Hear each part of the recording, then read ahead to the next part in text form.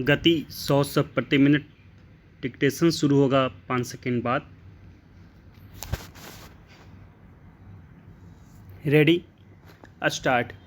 प्रधानमंत्री नरेंद्र मोदी ने eastern economic forum की 7वीं बैठक में अपने भाषण से एक बार फिर स्पष्ट कर दिया कि भारत की नीति अन्य देशों और संगठनों के हितों तथा उनकी प्राथमिकताओं से तय नहीं होने वाली। उन्होंने साफ तौर पर कहा कि भारत आर्कटिक मसलों पर रूस के साथ साझेदारी मजबूत करने का इच्छुक है। उन्होंने रूस से कोकिंग कोल का आयात बढ़ाने की संभावनाओं का तो जिक्र किया ही, यह भी कहा कि पूर्वी रूस के विकास में भारतीय प्रोफेशनल टैलेंट अहम भूमिका निभा सकते हैं। यहाँ तक कि उन्होंने रूसी राष्ट्रपति व्लादिमीर पुतिन के नेतृत्व की भी तारीफ़ की। हालांकि यह तारीफ़ रूस के पूर्वी क्षेत्रों के विकास के सीमित संदर्भ में की गई थी, लेकिन फिर भी मौजूदा वैश्विक संदर्भों में इसकी अहमियत को अनदेखा नहीं किया जा सकता। प्रधानमंत्री ने ये बातें ऐसे समय में कही हैं जब पश्चिमी देश बार बार संकेत दे रहे हैं कि रूस के साथ भारत की व्यापारिक गतिविधियां उनकी आंखों में खटक रही हैं। भले अमेरिका समेत किसी भी देश ने इस पर सीधे आपत्ति नहीं की, लेकिन उनकी लगातार यह कोशिश रही है कि धीरे धीरे ही सही इसमें कमी की जाए।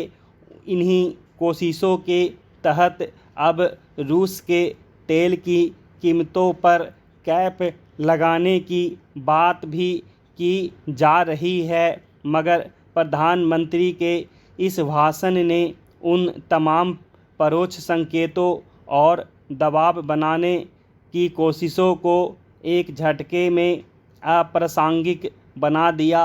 अब बात तेल आयात करने या हथियारों की खेप मंगाने तक सीमित नहीं रही। अन्य क्षेत्रों में भी सहयोग बढ़ाने की हो गई है। यूक्रेन युद्ध शुरू होने के बाद से देखा जाए तो यह भारत की ओर से राजनीतिक स्तर पर पश्चिमी देशों को दिया गया अब तक का सबसे स्पष्ट संकेत कहा जा सकता है।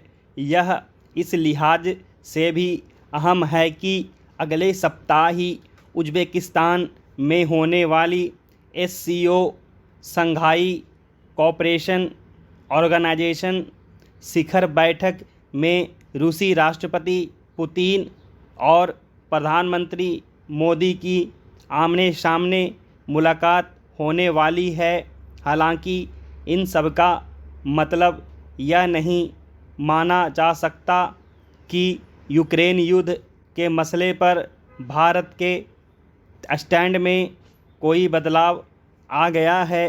गौर करने की बात है कि ईस्टर्न इकोनॉमिक फोरम की उस बैठक में पुतिन यूक्रेन युद्ध का जिक्र करने से बचते रहे, लेकिन प्रधानमंत्री मोदी ने न केवल उसका जिक्र किया और उसकी वजह से वैश्विक स्तर पर सप्लाई लाइन में आ रही दिक्कतों का मुद्दा उठाया, बल्कि युद्ध बंद करने के शांतिपूर्ण उपायों के लिए अपना पूरा समर्थन भी घोषित किया।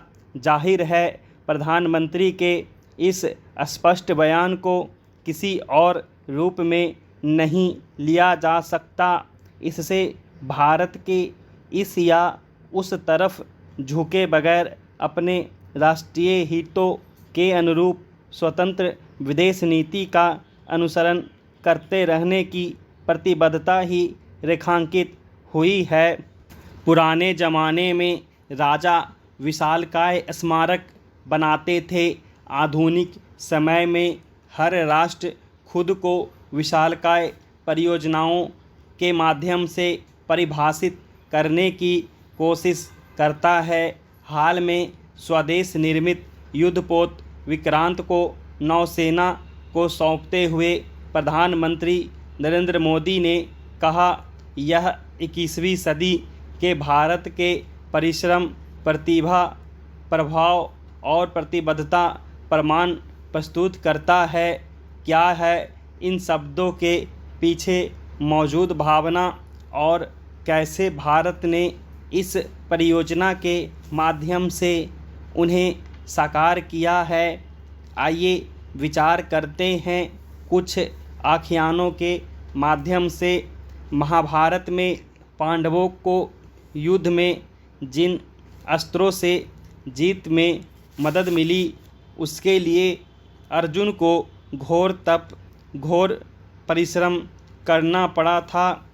महायोगी व्यास ने युधिष्ठिर से युद्ध जीतने के लिए इंद्र, रुद्र, वरुण, कुबेर और यम के अस्त्र प्राप्त करने को कहा।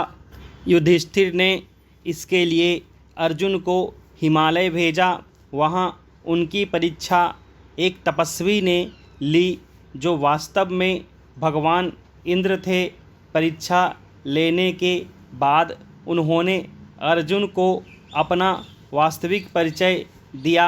इसके बाद जब अर्जुन ने उनसे अस्त्र मांगे तो इंद्र ने कहा, पहले भगवान शिव का दर्शन करो, तब तुम्हें दिव्य अस्त्रों की प्राप्ति होगी।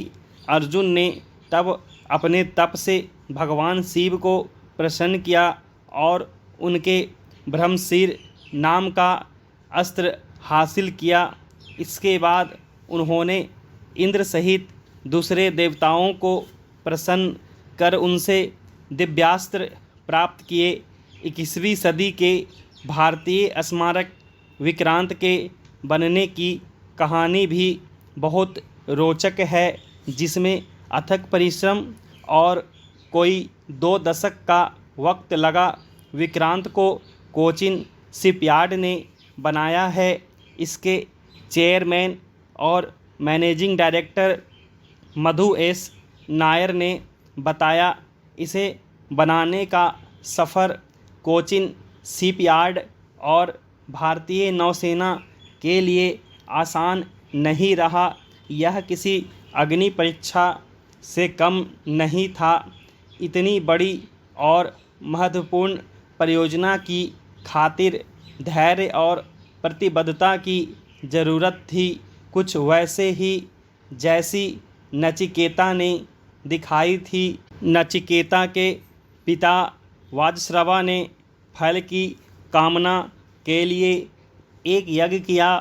इसमें उन्हें अपनी समस्त संपत्ति दान करनी थी। नचिकेता को यह देखकर बुरा लगा कि उनके पिता बूढ़ी और बेकार गायें दान कर रहे थे। उन्होंने तब वाजश्रवा से पूछा, आप मुझे किसे देंगे? बार बार प्रश्न करने पर पिता ने कहा, मैं तुझे मृत्यु को देता हूँ।